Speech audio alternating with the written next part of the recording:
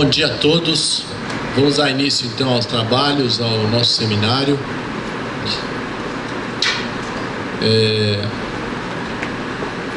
Mais um seminário, não é, senador? Estamos organizando.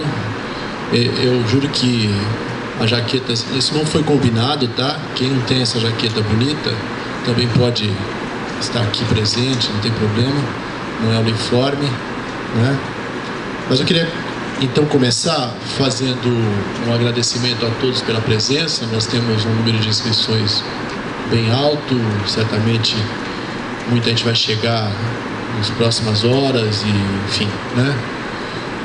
O meu primeiro agradecimento, obviamente, é para o próprio Centro Celso Furtado, na figura do Saturnino Braga, né, que com entusiasmo de sempre, né, mas que sempre nos comove, nos impressiona, acolheu uma ideia que tínhamos de fazer um seminário exatamente com esse perfil, não é? Que é o perfil de discutir a economia, discutir o desenvolvimento, mas também discutir a democracia, certo? Dado o momento que estamos vivendo e que eu não preciso eu aqui, né, dizer, vocês estão vendo, né? O mesmo entusiasmo do Saturnino eu tenho visto pela garotada do DA, né, que tem o apoio, inclusive registrado no documento de divulgação aí do evento, né? Então a meninada do DA de Economia foi importante também, acolheu a ideia com entusiasmo, ajudou a divulgar, tá certo? E tem também uma importância fundamental para esse evento estar sendo realizado, né? Também gostaria de reconhecer o apoio do Rui e do Michel, que são o diretor e o vice, que anuíram ao meu pedido para usar o auditório, né? Os professores, alguns já estão aqui presentes, é o caso do Fábio, da Lérida, do Edson, da Inês e outros muitos que ajudaram a divulgar pelo Face e virão certamente aqui, né? E também, depois, nas outras vezes, vou agradecer também as pessoas que... E a professora Júlia, eu esqueci da professora Júlia, desculpe, espero não ter problemas mais tarde, né? Mas eu não anotei o seu nome aqui, tenho que anotar o seu nome, lógico. E também, depois vamos agradecer, evidentemente, a presença de todos os palestrantes. O Pedro Paulo já chegou. Foi difícil montar essa agenda, né, Saturnino? Porque são pessoas que têm uma agenda muito pesada, mas é por isso mesmo, né, que nós convidamos, certo? Muito bem. Então, eram esses os agradecimentos que eu precisava fazer, né, e registrar. Bom, tivemos um pequeno problema. O Vanderlei Guilherme dos Santos, que é certamente, na minha modesta opinião, talvez o maior cientista político do Brasil, ele teve um problema de saúde ontem, me mandou um e-mail, como sempre, muito elegante, né? E deixou um material para ser lido. O senador Saturnino vai ler na sequência, né? E eu queria só fazer um registro aqui do Vanderlei Guilherme, que é autor de vários livros e artigos na área de ciências sociais, graduou-se em filosofia pela UFRJ em 1958, concluiu seu doutorado em ciência política na Stanford University em 79, com a tese Impasse and Crisis in Brazilian Politics. Fez seu pós-doutorado em teoria antropológica na UFRJ em 1986. Hoje é professor aposentado de teoria política da UFRJ, sendo pesquisador sênior do Instituto de Estudos Sociais e Políticos, o IESP, da UERJ. Durante sua carreira de escritor, dentre outros prêmios, ele recebeu o prêmio da Associação Brasileira de Ciência Política, recebeu o prêmio Vitor Nunes Leal, né, no concurso brasileiro de livros em ciência política e relações internacionais, pelo seu livro Horizonte do Desejo, Instabilidade, Fracasso Coletivo e Inércia Social, que foi editado pela FGV do Rio de Janeiro em 2006. E da Academia Brasileira de Letras, em 2004, recebeu o prêmio da categoria Ensaio com seu livro O Cálculo do Conflito, Estabilidade e Crise na Política Brasileira, publicado pela UFMG. Então, como eu disse, infelizmente o Vanderlei não pôde vir. E então vamos ficar com a palestra do senador Roberto Saturnino Braga, que é o diretor-presidente do Centro Internacional Celso Furtado. Ele é formado em Engenharia Civil e Econômica nos concursos da CEPAL e do ISEB, foi funcionário do BNDES a partir do primeiro concurso do banco, que foi realizado em 1956, né, portanto 3 anos depois da criação do banco, não é isso? Teve longa vida política como vereador, deputado federal, senador por 3 mandatos, tendo sido o primeiro prefeito do Rio de Janeiro eleito pelo voto direto do povo. Escritor com 15 livros publicados de política, literatura e de ficção. Preside o Centro Internacional Celso Furtado de Políticas para o Desenvolvimento e o Instituto Cultural Casa Grande. Certo? Quer dizer, então eu vou passar a palavra para o senador Saturnino e agradecer a todos mais uma vez pela presença.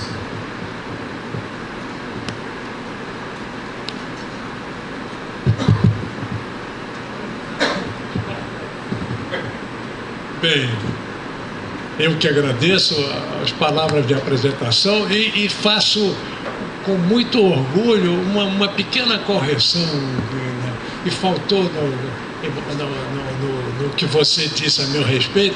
Eu fui professor na Faculdade de Economia da UF. Cheguei a ser chefe do Departamento de Economia durante um pequeno período, aí nos anos 60 e tantos. Mas, enfim, é um dado do meu currículo que eu gosto muito de enfatizar. Bem, mas vamos ao futuro da democracia. Quer dizer, nada mais oportuno do que a gente conversar sobre esse tema que está na mente de todos os brasileiros hoje, né? A gente ser velho tem as desvantagens físicas, mas tem as vantagens da memória quando ela continua ativa, graças a Deus, ainda é o meu caso. E eu estava lembrando aqui aos companheiros que, quer dizer, eu presenciei, eu observei com interesse na política já os 3 golpes mais importantes desse século XX que o Brasil sofreu: o Getúlio Vargas, o Jango Goulart e agora, já no 21, a Dilma, né? Então eu tenho essa memória, né, ainda muito válida, né, desses 3 eventos que marcaram e que trazem, por exemplo, durante os 20 anos de luta pela redemocratização a partir de 64, quando houve a reabertura, os brasileiros em geral, eu muito especialmente, porque participei muito dessa luta pela reabertura, a gente esperava que nunca mais fosse ver um golpe político no Brasil e, no entanto, presenciamos mais uma vez, muito sofisticado desta última forma, mas de qualquer maneira foi um golpe que interrompeu a trajetória democrática que o Brasil vinha cultivando desde 45, desde o fim da Segunda Guerra Mundial. Bom, mas as ideias que eu tenho a respeito do futuro da democracia não tem nada de acadêmico, mas de um político vivido nessas circunstâncias, né, desde do Getúlio. Eu votei em Getúlio Vargas em 1950, foi o meu primeiro voto. Quer dizer, eu votei em Getúlio Vargas em 1950 e vi a derrubada, o negócio do mar de lama, sempre a corrupção. É claro, é sempre... Agora, é claro que os governos golpeados cometem erros e a gente tem que reconhecer esses erros e tem que, né, produzir autocrítica, cultivar essa autocrítica. O PT realmente cometeu erros muito graves. Essa coisa da corrupção é verdadeira, não é inventada. É aumentada, é claro, é focalizada no PT, mas não é inventada. E o PT nasceu como partido, eu me lembro muito bem disso, como partido imune a esses hábitos da corrupção que eram históricos no Brasil, na política brasileira. Então, o PT, por essa origem, não teria direito a cometer esse erro, entretanto, cometeu, mas tudo bem.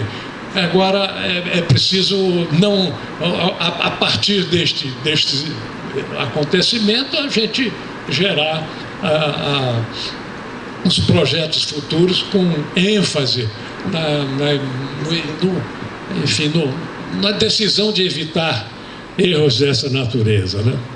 Mas, nesta minha visão, que é eminentemente política, eu vejo o futuro da democracia no Brasil dependente de... Quer dizer, a democracia, na sua forma clássica, representativa, né, nascida principalmente na Inglaterra, com a eleição de representantes do povo para compor um parlamento e submeter o poder executivo a este parlamento.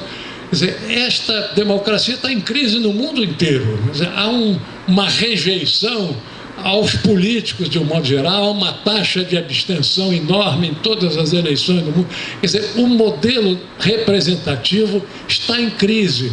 E a meu ver, a meu juízo, a crise decorre da mercantilização da política e da representação política. Quer dizer, tudo virou a partir da década a partir da derrubada do Muro de Berlim, da tomada de controle pelo grande capital da economia mundial, tudo tendeu a se mercantilizar, a virar mercadoria, inclusive o voto, o político, a influência do dinheiro nas campanhas e nas decisões, nas próprias decisões do voto, ficou crescente em todo lugar do mundo, e isso gerou um descrédito da representação e da representatividade, que é a base da democracia representativa, e as populações exigindo cada vez mais formas de democracia mais direta,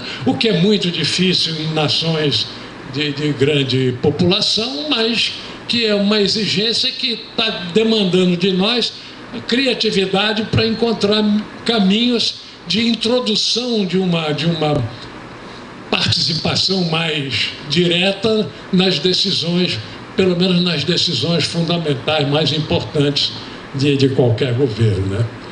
Mas, dentro dessa minha vivência e da minha observação, eu acho que o futuro da democracia no Brasil depende muito de nós resolvermos, sobrepujarmos dois problemas graves que perturbam a democracia e quando são atingidos os seus interesses, movem todas as alavancas do golpe e conseguem contundir a democracia. É a mídia, a grande mídia. Quer dizer, a mídia faz as cabeças da população. É inevitável. A população começa a pensar em termos do que é posto na mídia a partir das informações que lhe são transmitidas pela mídia. Quer dizer, o poder de construção da opinião está não tanto nas opiniões, nos editoriais, mas na forma de apresentação das notícias, na própria seleção das notícias e da forma de apresentação. Isso faz a opinião pública. E a mídia concentrada de hoje é terrível, porque facilita muito a unificação, não há mais a diversidade que havia no passado. Quando eu era jovem estudante, do Rio de Janeiro, em primeiro lugar, não tinha televisão. A televisão hoje é de arrasar. Já existia o rádio, mas o rádio era mais de lazer mesmo, não tinha uma penetração política, nem tinha uma função de construir opinião política. A opinião política era construída pelos jornais impressos. Agora, a diversidade de jornais era muito grande.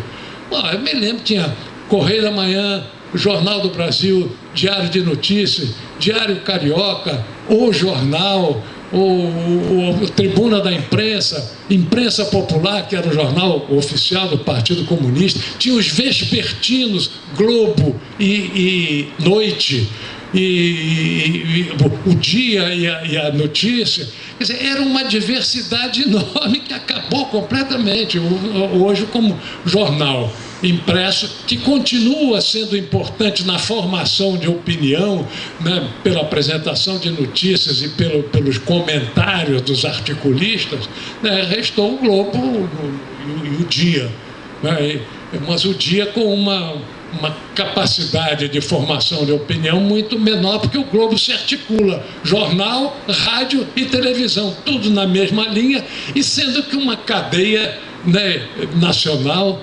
gigantesca. O Vanderlei, eu concordo com o professor Mansur, que é o nosso, a meu juízo, é o nosso mais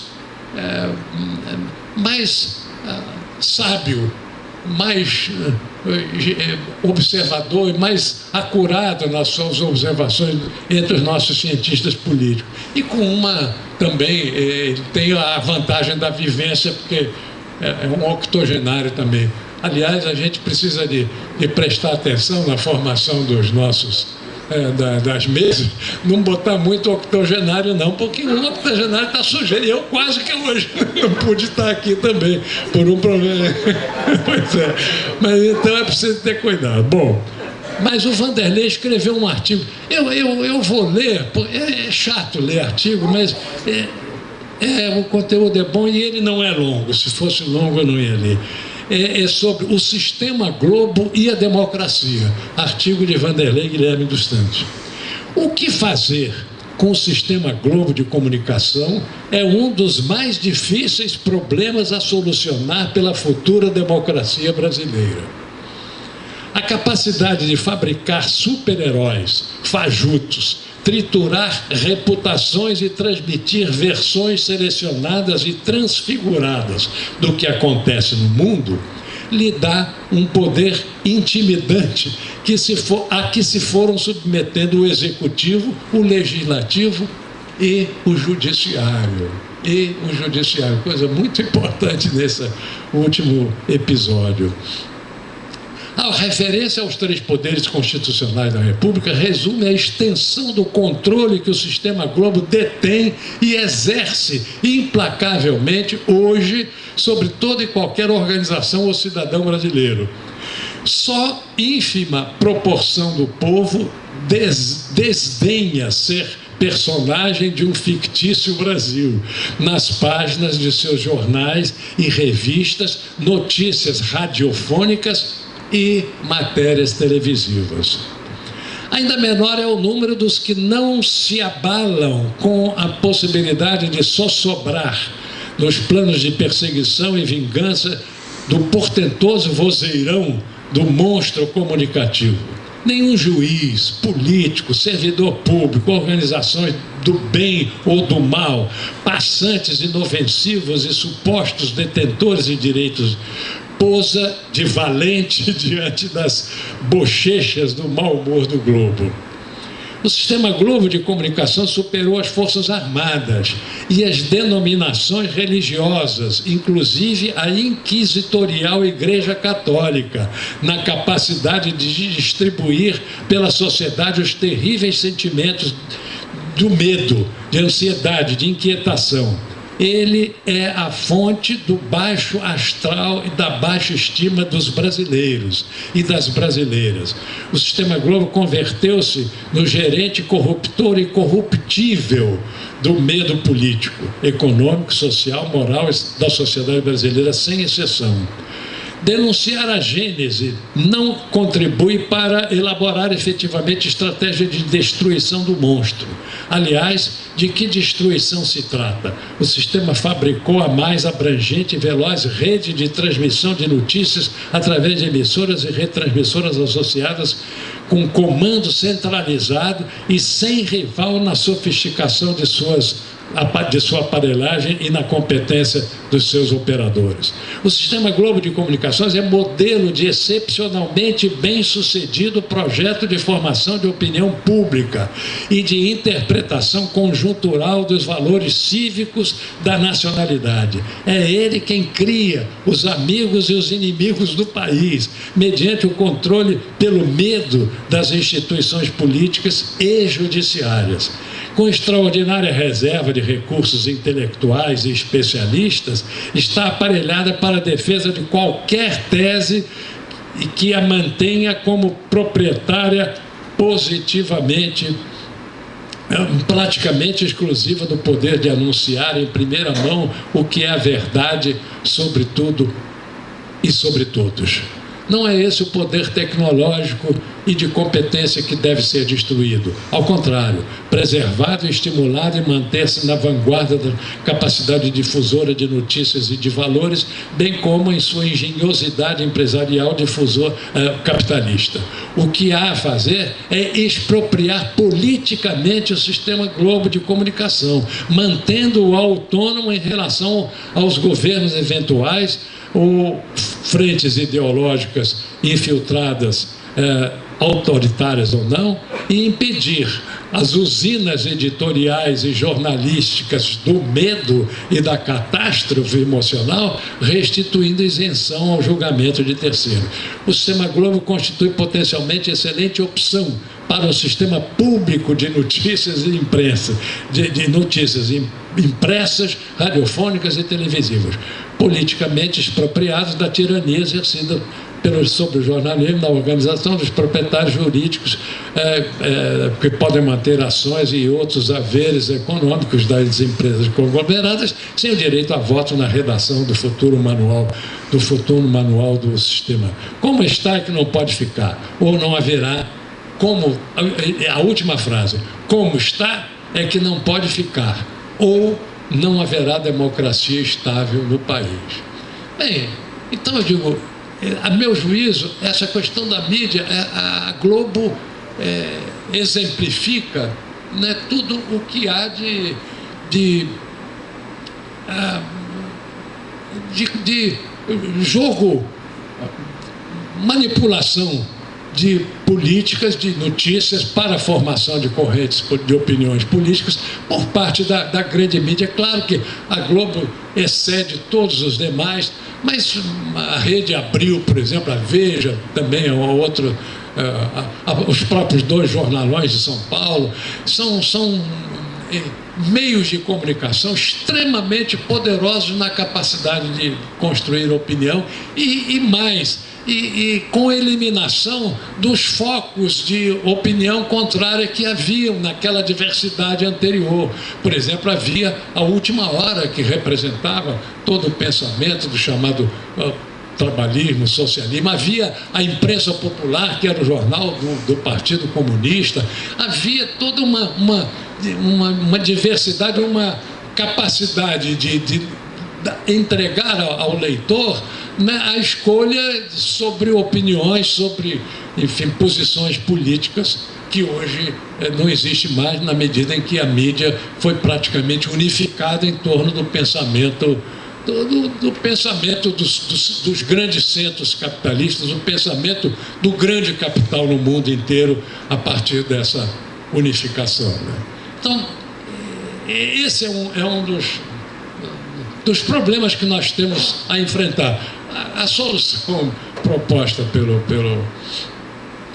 Vanderlei, que enfim, a desapropriação do Globo, é claro que seria mas como fazer isso, né? Como chegar a essa finalização política, eis a questão. Há outros caminhos a discutir, mas o fato é que a gente... E há também, vamos reconhecer, há uma luz nova no horizonte.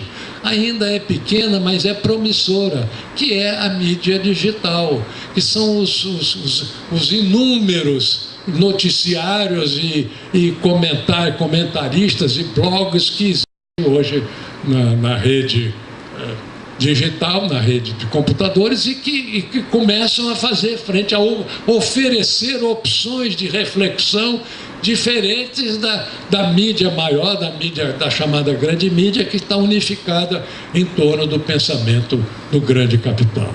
Mas este é um problema da democracia brasileira, porque existe o poder da mídia também nos outros países, mas eu não conheço nada aqui, nenhum país que tenha, por exemplo, um sistema como o da Globo, a dominação de um sistema como o da Globo, como esse do Brasil, né?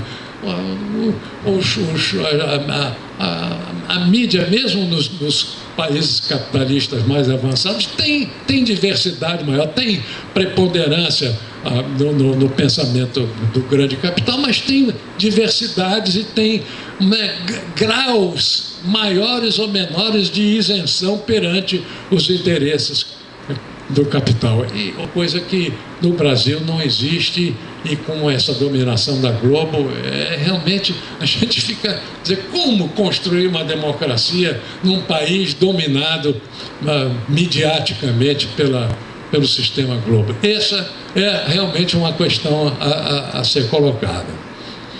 A outra é a questão da dominação a que nós somos submetidos, né? Quer dizer, o Brasil, como a América do Sul, como a América Latina, hoje em dia a gente quase já não refere mais à América Latina, que era uma expressão tão usada, porque o México, que era o principal país da América Latina fora da América do Sul, o México hoje não tem mais as características de uma nação. Quer dizer, é uma nação que o único caminho para o México é pedir a anexação e mandar deputados para Washington para defender os seus interesses, porque é um país inteiramente dominado e desde a adesão à ALCA ficou completamente atado nas suas iniciativas econômicas e políticas. Então, a gente passou a falar de América do Sul. E a América do Sul sempre teve, sempre não, antes, a partir principalmente do fim da Segunda Guerra, ficou submetido a um domínio amigável, paternalista, não é um domínio severo, nem um domínio violento, é um domínio paternalista pelo grande irmão do Norte, né?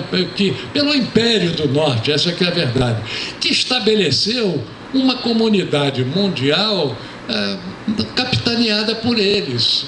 E a partir da queda enquanto havia a Guerra Fria, havia pelo menos dois polos de poder, com a derrocada do muro e a derrocada da União Soviética. O mundo ficou polarizado em torno do grande capital americano, e só recentemente a China começou a crescer e a se mostrar no mundo. E eles estabeleceram uma ordem mundial, que é a ordem do comércio livre na globalização, que tende, né, por razões explicáveis economicamente, tende a especializar os países ricos nas atividades que geram riqueza e tende a especializar os países pobres nas atividades que geram pobreza.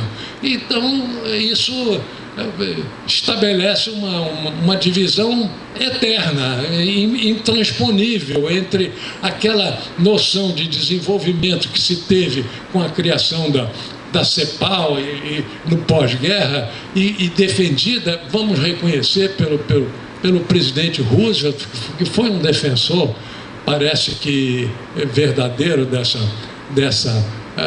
do desenvolvimento dos países atrasados. E isso desapareceu na medida em que, a partir da década de 90, com a globalização, a especialização do mundo entre países ricos e pobres se tornou, com o comércio livre mundial, com as regras da OMC, se tornou imbatível, intransponível.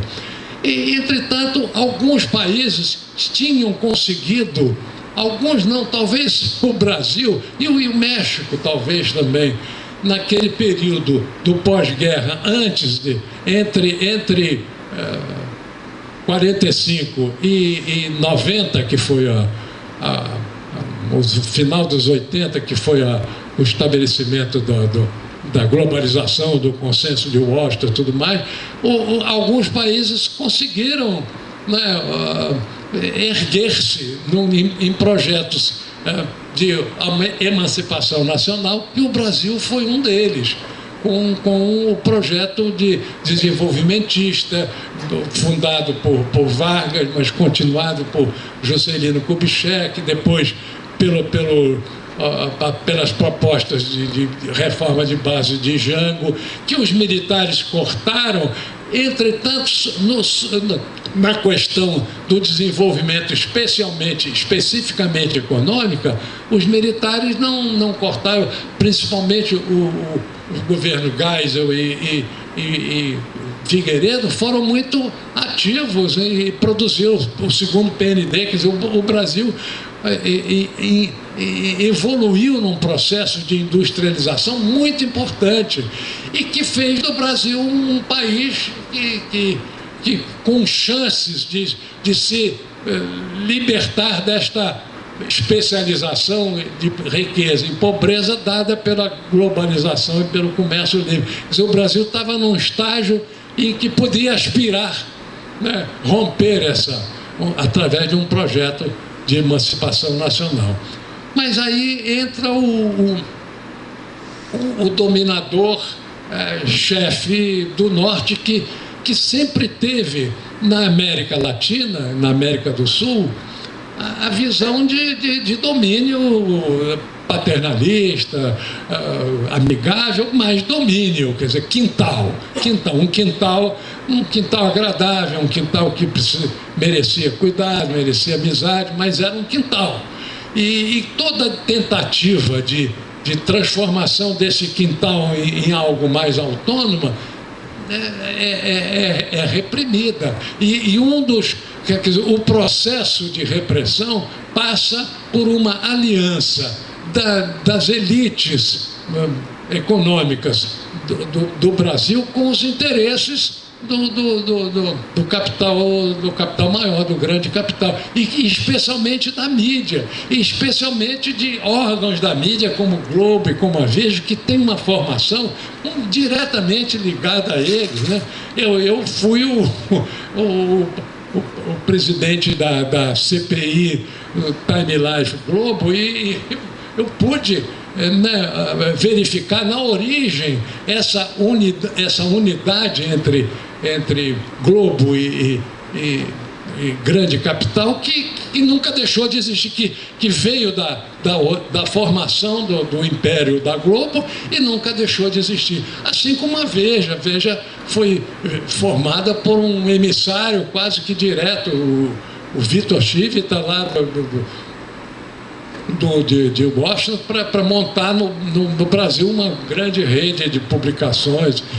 Quer dizer, essa aliança da mídia e das elites tradicionais com os interesses do grande capital mantém uma constante ameaça de golpe contra toda tentativa de emancipação de um projeto emancipador político e econômico do Brasil. E isso aconteceu primeiro com Vargas, aconteceu depois. O episódio de João Goulart é um pouco diferente, tem uma especificidade grande, porque ocorreu no momento máximo da tensão da Guerra Fria, tensão entre Estados Unidos e União Soviética. O líder soviético, o Khrushchev, parece que resolveu enfrentar o poder americano e foi ousado e fez uma aliança com Cuba, mandou os mísseis. Imagine mandar mísseis para Cuba na cara quer dizer, não dava. Aí a reação foi violenta, houve um bloqueio e felizmente o Khrushchev teve o bom senso de recuar e dizer, não, tá bem, vamos respeitar aqui, porque senão era a guerra atômica mundial naquele momento. E enfim, me perdi um pouco, mas o fato é que essa dominação ela se manifesta constantemente, mas em certos momentos, quando um país como o Brasil, por exemplo, se projeta mundialmente como um propositor de um modelo de emancipação, é claro que ele está... inclusive fazendo alianças com inimigos explícitos do grande capital, ele tem que ser coibido de alguma forma, né? Quer dizer, o fato de o Brasil ter conseguido fazer uma aliança sul-americana,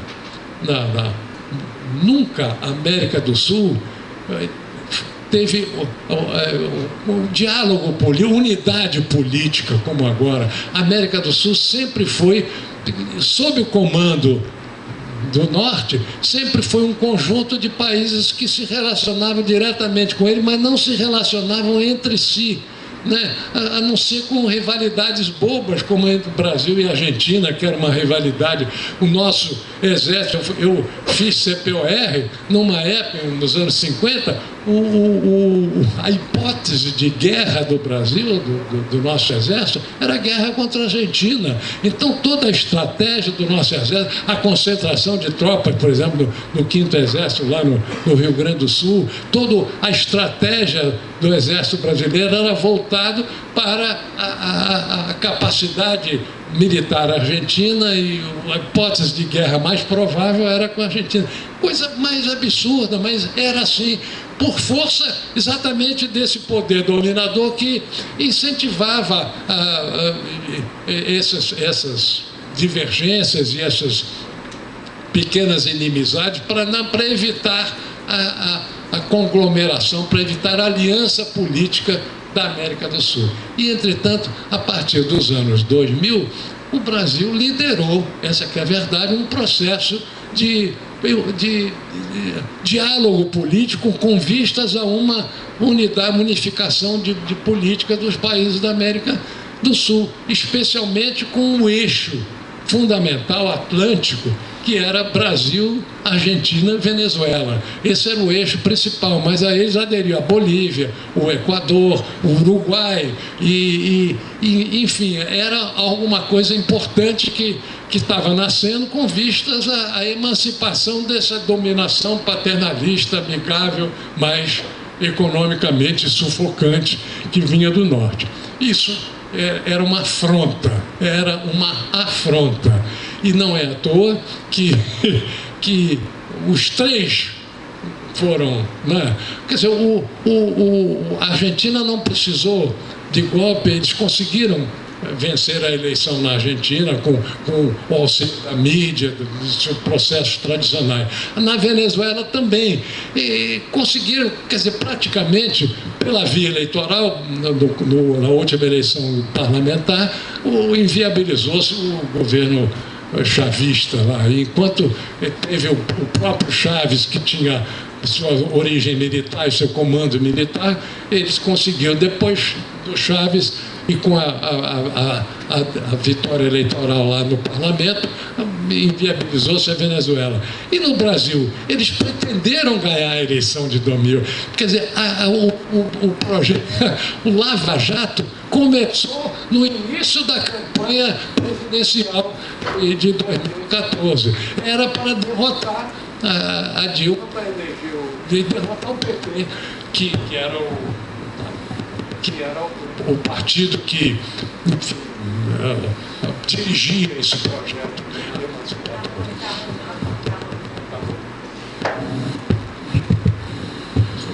Então, eles contavam ganhar a eleição e realmente quase ganharam, né? Mas perderam. Aí, quando perderam, bom, não dá para ficar assim. Nós vamos ter que usar. Já tinham usado a experiência do golpe parlamentar, entre aspas, constitucional, com apoio do judiciário, no Paraguai, para tirar o presidente Lugo, que era um dos aliados claro que de menor porte, mas era um dos aliados. Então, já fizeram aquela experiência lá no Paraguai pô, nem se descuidaram desse acaso. A embaixadora do Paraguai foi a mesma embaixadora agora do golpe da Dilma. Era ela a mesma pessoa que já tinha experiência de... quer dizer, era preciso eliminar esse eixo Brasil, Argentina e Venezuela com uma dominação política diferente. Era preciso eliminar a aliança do Brasil nos BRICS. Brasil, um Estado, um país americano, aliado da Rússia, da China, isso não dá, formando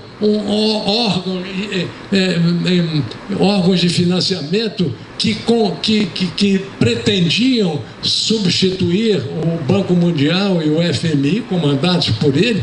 Mas o que é isso? Isto é uma intromissão na ordem social contrária aos interesses, explícita, aberta. Isso não dá, isso tem que acabar, né? Outra coisa, o Brasil, com esforço próprio, conseguiu descobrir, foi a maior descoberta de petróleo dos últimos 10 anos, uma jazida fantástica, e botar como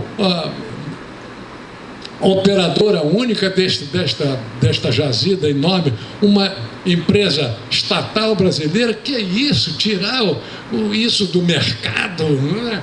Também é uma quer dizer, são atitudes que ofendem aquela dominação tradicional, paternalista e amigável. Então, era preciso golpear, e esse golpe foi feito dessa maneira, né, sofisticada e nova, que aprendida no Paraguai e exercitada no Brasil.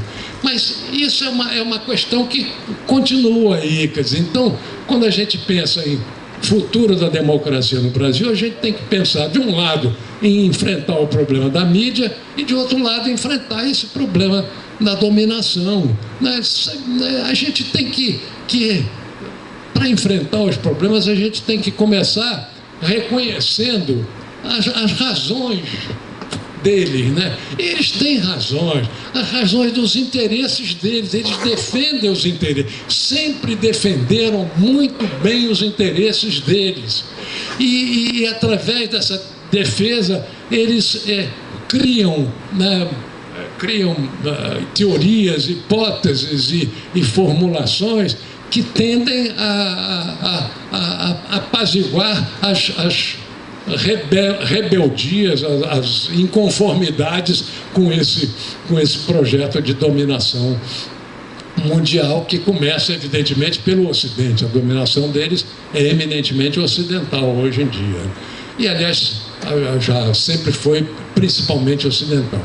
Bem, é preciso enfrentar e reconhecer as razões dele, e na formulação dos nossos projetos a gente considerar que talvez não seja o melhor caminho, essa grande ousadia, talvez seja um caminho mais contornável, enfim, não sei. Eu acho que o futuro da democracia brasileira depende de resolver o problema da mídia, e muito especialmente do Globo, e de encontrar os caminhos de contornar ou de enfrentar essa dominação tradicional, paternalista e amigável que existe, né?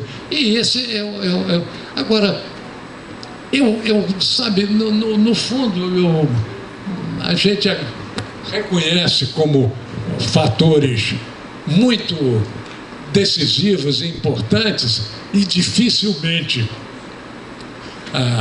sobrepujáveis, mas, por outro lado, este último golpe, eu penso, eu prevejo, não sei, não tenho... É política, não é ciência, não, é política. Eu acho que ele criou algumas situações, por exemplo, em primeiro lugar, a própria sofisticação criou desconfianças né, que já existiam anteriormente, que vão aumentar na medida em que por exemplo, o negócio da Petrobras já começou, já se efetivou, o eixo Brasil, Argentina, Venezuela também. Os BRICS, eles vão tentar de toda forma congelar o Brasil nos BRICS e vamos ver como é que...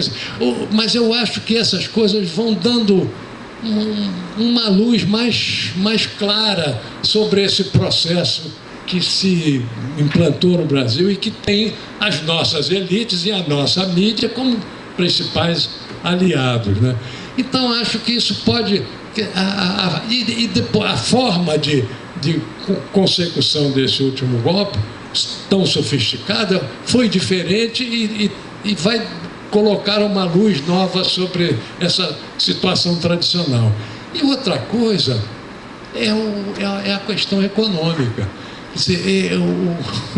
O golpe, evidentemente, foi para cortar todo o projeto de emancipação econômica do Brasil e voltar à submissão às regras do mercado.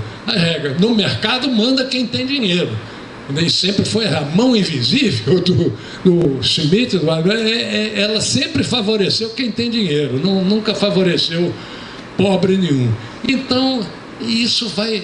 Olha, o Brasil já estava numa crise econômica que tinha origem em alguns erros do governo, vamos reconhecer, tinha origem na própria crise internacional, que está aí latente e ainda não resolveu, e tinha origem também na crise política artificialmente criada. A crise política foi criada artificialmente a partir da vitória da Dilma em 2004. Aí começou-se o combate,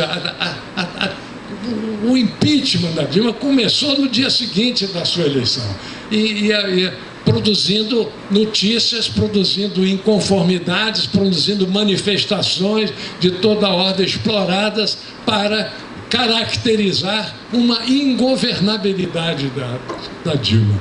Eu estava conversando com os amigos, eu tenho escutado, continuo escutando muita gente que foi favorável ao golpe, sabendo que era um golpe, isto é, que a Dilma não tinha cometido nenhum crime de responsabilidade capaz de afastá-lo dentro das regras do regime presidencialista, que afinal de contas o Brasil escolheu em duas oportunidades, em dois plebiscitos. No regime presidencialista, o presidente tem direito a fazer um mau governo até o fim, ele só é julgado ao fim de 4 anos. Então, agora, se ele cometeu um crime de responsabilidade muito grave, como foi o caso do Collor, em primeiro lugar, houve uma denúncia do próprio irmão de que ele fazia uma caixinha de 2 bilhões de dólares para se manter na política. E o principal operador dele, que era aquele gordo lá, Paulo PC Faria, foi assassinado para não contar nada. Quer dizer, pelaí, gente, isso é muito diferente de um negócio de pedaladas. Isso não é crime. Não. Quer dizer, muita gente reconhece que não houve crime, porém, Saturnino, a Dilma era ingovernável, então tinha que ser tirada, não tinha mais condição de governar. Claro, eles criaram as condições de ingovernabilidade com toda a série de eventos e de notícias para justificar um golpe que acabou sendo procurar uma razão qualquer do negócio de pedalado. Mas, enfim, eu acho que a crise econômica que já está se abatendo e que, amigos,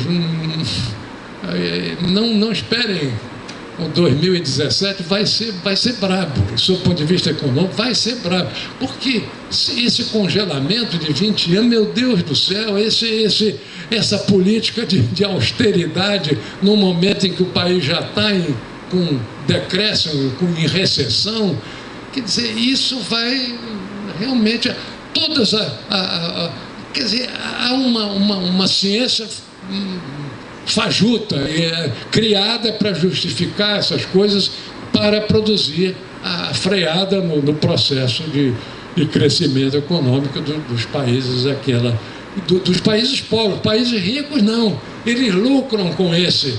Quer dizer, todo o sistema de globalização, de livre comércio, favorece os países ricos que comandam as atividades produtivas de maior geração de renda e de capacidade de geração de renda e entregam aos países pobres as migalhas da indústria e principalmente a produção de matérias-primas. Então, essa crise também vai levar a opinião pública brasileira a uma apreciação de um quadro político e econômico que pode gerar. Eu digo para os meus amigos, não, eu sou otimista, assim, eu cultivo o otimismo. Mas também, com 85 anos, ou você cultiva o otimismo, ou você morre amanhã de manhã.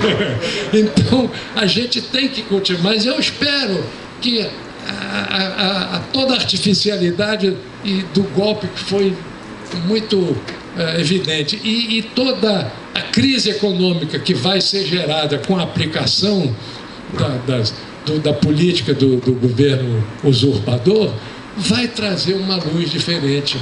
Eu espero que sim, junto à população brasileira, e abrir, quem sabe, uma possibilidade de se contornarem esses dois obstáculos essenciais, fundamentais e quase intransponíveis à estabilização democrática no Brasil, que são a mídia e a dominação. Bom, era isso que eu queria dizer a vocês, e agradecendo muita atenção e me dispondo a conversar agora com o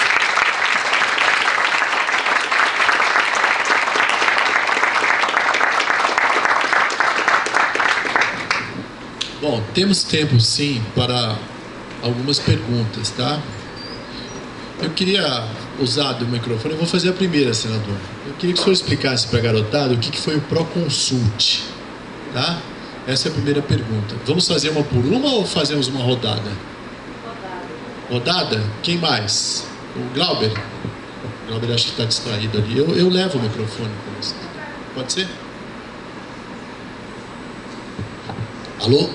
Eu acho que esse daqui dá para usar também.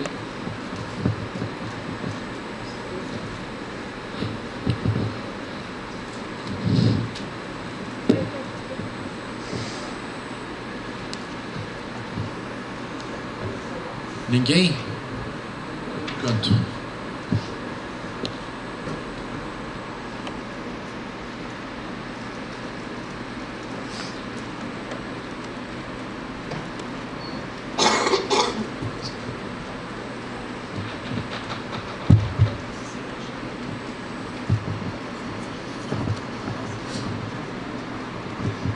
Bom dia, senador. Professor, além do problema dessa pouca diversidade de mídia mesmo, há também a questão da narrativa única, né? Essa aderência a uma narrativa única e o fortalecimento de traços para, de fato, fortalecer essa narrativa. A partir disso, dado esse fato, como é que o senhor senador vê essa ascensão da Record, esse fortalecimento nos últimos 10 anos e até uma emulação de um projeto político com o próprio PRB e agora com essa vitória do Rio de Janeiro?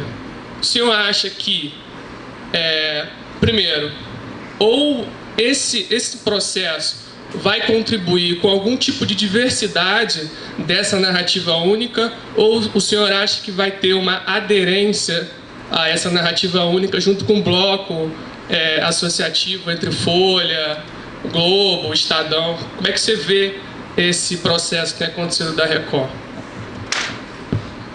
Mais uma pergunta somente, porque temos o horário rigoroso, né, da próxima mesa, tá?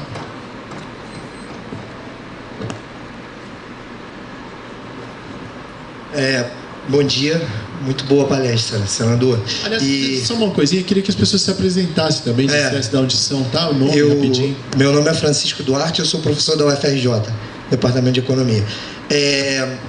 Eu acho que foi muito importante o senhor ter retomado a questão do imperialismo, que é um debate que a esquerda brasileira há algum tempo abandonou. E, de certa forma, a minha pergunta vai nesse sentido. Porque, como o senhor colocou muito bem, a questão da geopolítica está no DNA de todas as instituições do Estado norte-americano, né? E a gente tem uma profunda dificuldade de internalizar o problema da geopolítica no processo de construção de qualquer projeto de desenvolvimento, né? Dito isso, eu fico me perguntando,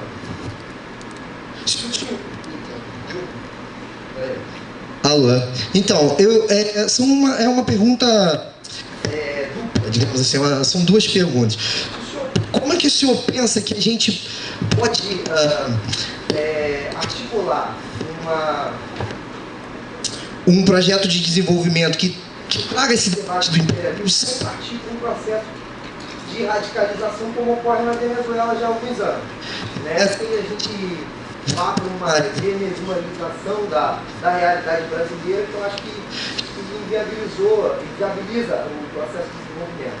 E depois, além disso, se o senhor ainda acredita em pacto de classe, né? Eu acho que hoje os desenvolvimentistas, todo o pessoal, principalmente no campo da economia, ainda o próprio Bresser sempre levanta essa questão, se a gente ainda pode pensar em uma burguesia, né, que acredite num projeto nacional de desenvolvimento, né, que a gente possa fazer um pacto de classe para, quem sabe, ter um estado de bem-estar social robusto, né, voltado para o combate à desigualdade. Se ainda isso é possível, todo dia eu acordo de manhã e me pergunto isso. Muito bem, vamos aqui. A minha pergunta foi a mais curta. Eu vou deixar ela para o fim, porque essas duas questões eu acho que tem uma ligação, a questão do imperialismo com a questão do... Sabe, o imperialismo, o império é muito cuidadoso e muito competente nas suas formas. Ele quer exercer uma dominação que seja a menos visível de todas, a mais amigável de todas, e por isso cuida da aliança com a burguesia nacional, para evitar da aliança da domínio sobre a mídia.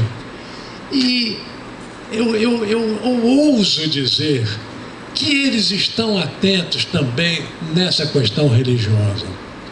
Porque, veja bem, as seitas, a nossa religião católica tradicional, as seitas evangélicas tradicionais, né, os metodistas, os luteranos, os batistas, os anglicanos, nunca fizeram política, nunca lançaram candidatos, nunca tiveram projetos políticos.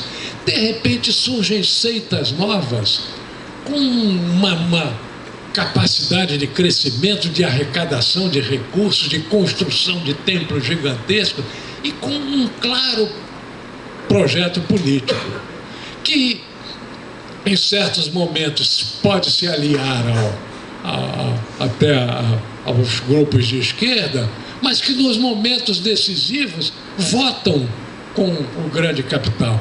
No processo de impeachment, a bancada evangélica, que é muito numerosa e muito diversificada, não teve um voto sequer a favor da Dilma. Todos votaram pelo golpe, todos, com uma unanimidade impressionante. Este senador Crivella, que eu convivi com ele 4 anos no Senado, era um senador muito próximo a nós, era amigo do Lula, admirado pelo Lula, sempre votou conosco nos 4 anos aqui. Nós éramos 3 senadores do Rio. Eu, o Crivella, que sempre votava conosco, e o governador... Não, Dornelles não era senador, era Sérgio Cabral. Sérgio Cabral sempre votou contra. Sempre, quando se elegeu governador, aí tornou amigo para ver se... Mas ele era de oposição ferrenha, porque o MDB era dividido. Tinha o MDB a favor do Lula e tinha o MDB de oposição. Ele era o MDB de oposição escrachado. O Crivella não, sempre votou conosco. Isso no tempo que eu estive lá até 2006.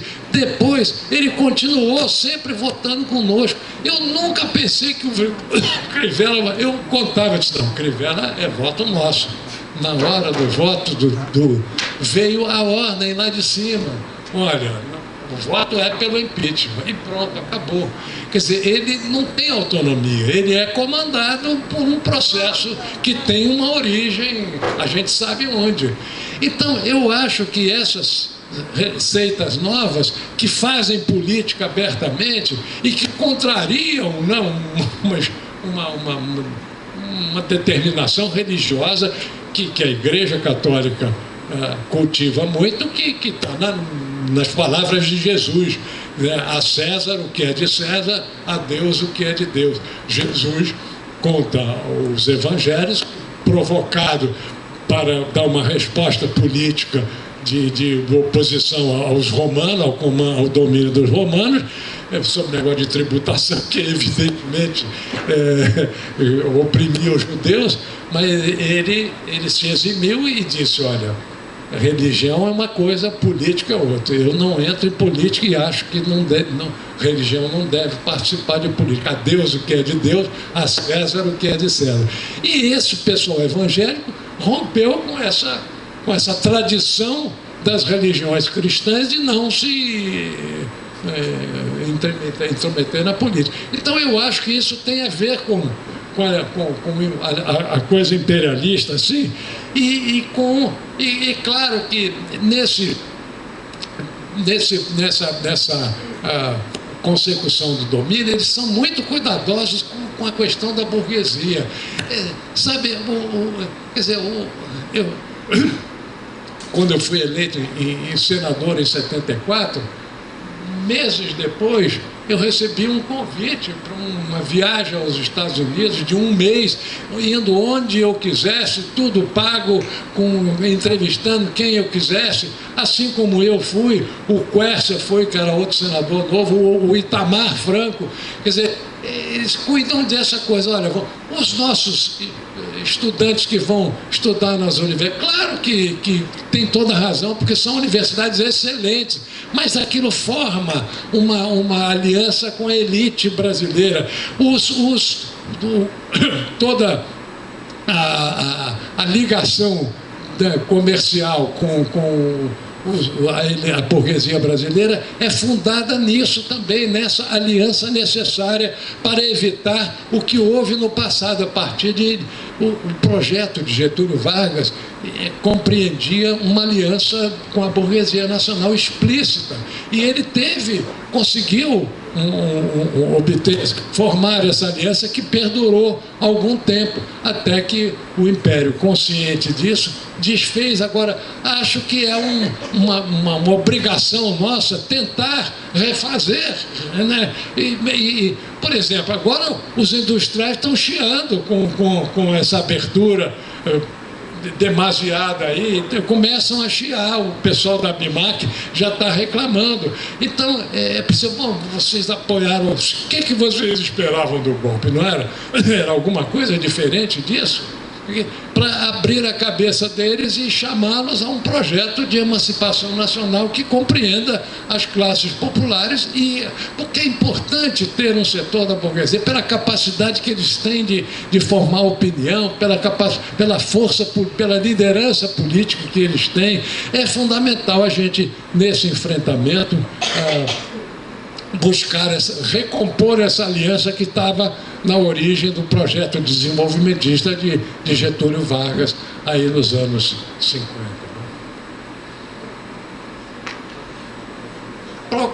Proconsult. Proconsult, quer dizer, foi uma tentativa de fraudar, foi uma fraude.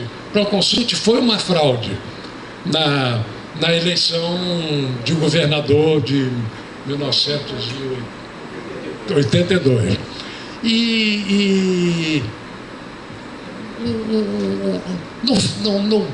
No começo, eu participei muito disso, porque por acaso, eu estava no MDB, mas deu um mal-estar no MDB com a volta do Chagas Freitas, que tinha saído para fundar o PP, e ficou inviável o MDB. Eu queria sair do MDB e ir para onde? O PSB, que é o meu partido de coração, ainda não estava fundado. Mas o PDT estava recém-fundado e o Brizola me chamou e disse, vou lá. Todo mundo disse, é um suicídio, você vai se suicidar politicamente. Você tem... O Chagas Freitas me ofereceu, né, a minha vaga de senador para apoiar o candidato ao governo, que era o Miro. Você está maluco, você vem... Eu digo, olha, eu estou maluco, mas sabe, é o meu coração, eu também não faço política só. O coração tem que estar presente. E eu não vou... E Brizola é um cara que eu conheço, né? Ele cometeu erros políticos no passado de achar que era viável uma revolução liderada por ele, como Fidel Castro no Brasil, mas ele se recompôs no exílio, voltou amadurecido, e acho que o projeto dele é muito bom. Ele tem um estilo antigo de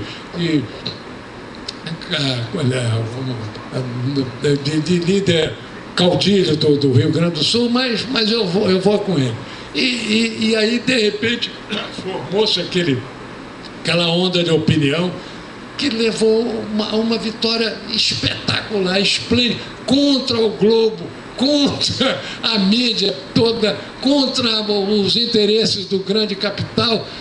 Tal foi a capacidade de imantação e a figura do Brizola representava pela sua luta histórica do passado e pela adesão, sim. Eu acho que quando o PDT fez a convenção prematura, lançando a chapa Brizola, Darcy, Saturnino, isso causou um impacto, porque tinha a liderança de Brizola e duas outras figuras que eram estimadas pela burguesia, pela intelectualidade, que era Darcy e eu. Quer dizer, essa trinca, de repente, mudou o quadro da opinião pública e a gente começou numa ascensão irreversível e absolutamente vitoriosa.